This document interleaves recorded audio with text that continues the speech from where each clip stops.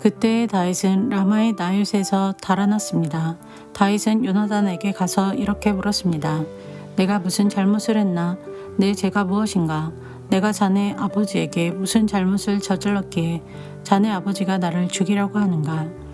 요나단이 대답하였습니다. 아닐세, 자네는 결코 죽지 않을 걸세. 아버지는 아무리 작은 일을 하시더라도 먼저 나에게 말씀을 해주신다네. 자네를 죽일 생각이 있었다면 반드시 나에게도 말씀해 주셨을 걸세.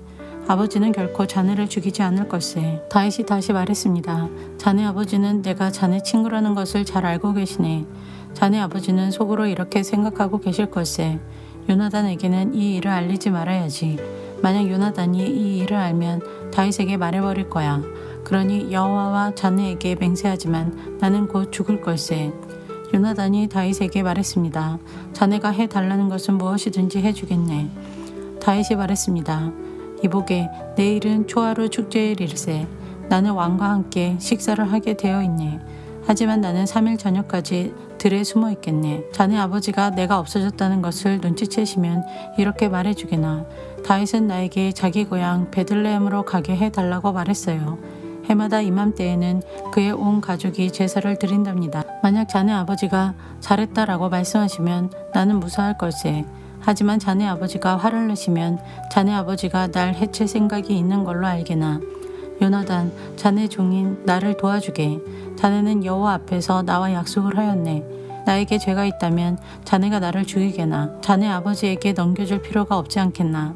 요나단이 대답했습니다. 아닐세, 결코 그럴 수 없네.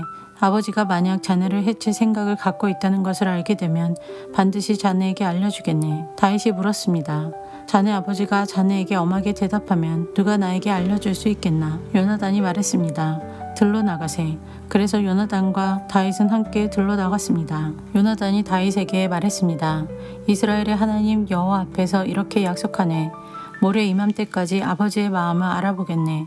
만약 아버지가 자네에게 나쁜 마음을 품고 계시지 않다면 자네에게 그 소식을 알려주겠네. 하지만 만약 아버지가 자네를 해칠 마음을 품고 계시다면 그 사실도 자네에게 알려주겠네. 그래서 자네가 안전하게 멀리 도망갈 수 있도록 하겠네.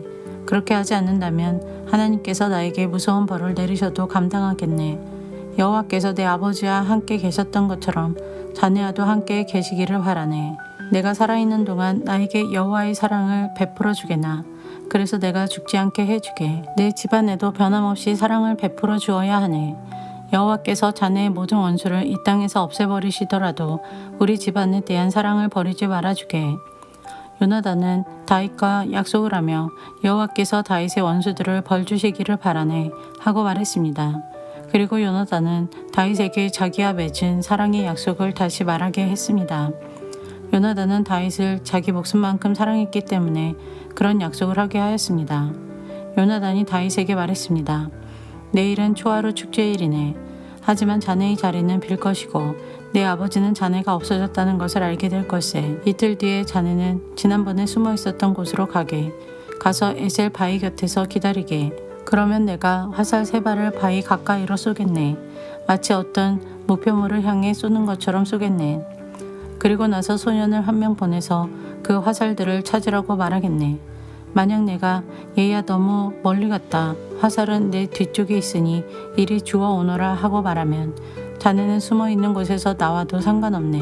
여호와께 맹세하지만 자네에게 위험한 일이 없을 테니 그곳에서 나와도 좋을 걸세. 하지만 만약 내가 얘야 화살은 내 앞쪽에 있다 하고 말하면 여호와께서 자네를 보내시는 것으로 알고 그곳을 떠나게나. 우리가 이야기한 것을 기억하게. 여호와께서는 자네와 나 사이에 영원한 증인이시네.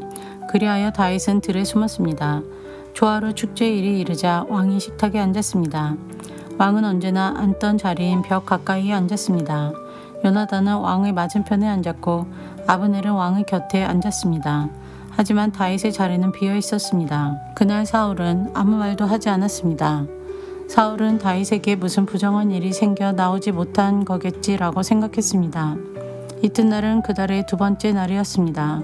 다윗의 자리가 또 비어 있었습니다. 이번에는 사울이 요나단에게 물었습니다. 이새의 아들은 왜 이 식탁에 어제도 오지 않고 오늘도 오지 않는 거냐? 요나단이 대답하였습니다. 다윗이 나에게 베들레헴으로 가게 해달라고 부탁했습니다. 다윗은 우리 가족이 마을에서 제사를 드리니 가게 해주게. 형이 나를 오라고 했네. 자네가 내 친구라면 내 형들을 만나게 해주게 하고 말했습니다. 그래서 다윗은 왕의 식탁에 나오지 못했습니다. 그러자 사울은 요나단에게 화를 내며 말했습니다. 이 바보 같은 놈아. 그래, 난 내가 이새의 아들 다윗의 편인 줄 알고 있었다. 너는 너뿐만 아니라 너를 낳아준 내 어미도 수치스럽게 만들고 있다. 이새의 아들이 살아있는 한 너는 절대로 왕이 될 수 없고 나라를 가질 수도 없다.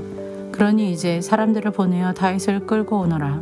다윗을 반드시 죽여야 한다. 요나단이 자기 아버지에게 물었습니다. 다윗이 왜 죽어야 합니까?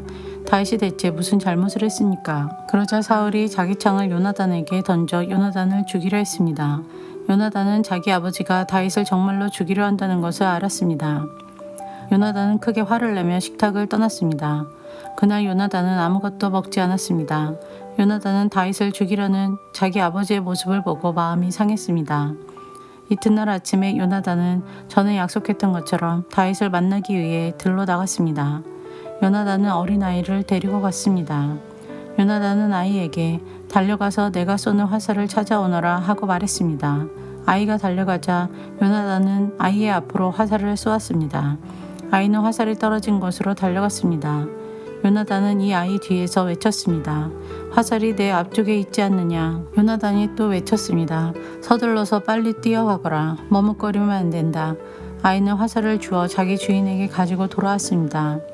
아이는 이 모든 일이 무슨 뜻인지를 알지 못했지만 요나단과 다윗만은 알고 있었습니다. 그리고 나서 요나단은 자기 무기를 아이에게 주면서 마을로 돌아가거라 하고 말했습니다.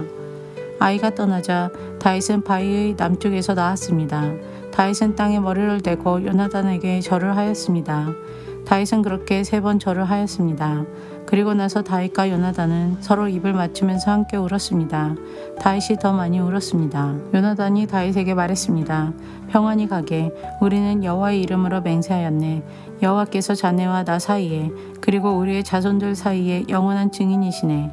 그리고 나서 다윗은 떠났고 요나단은 마을로 돌아갔습니다.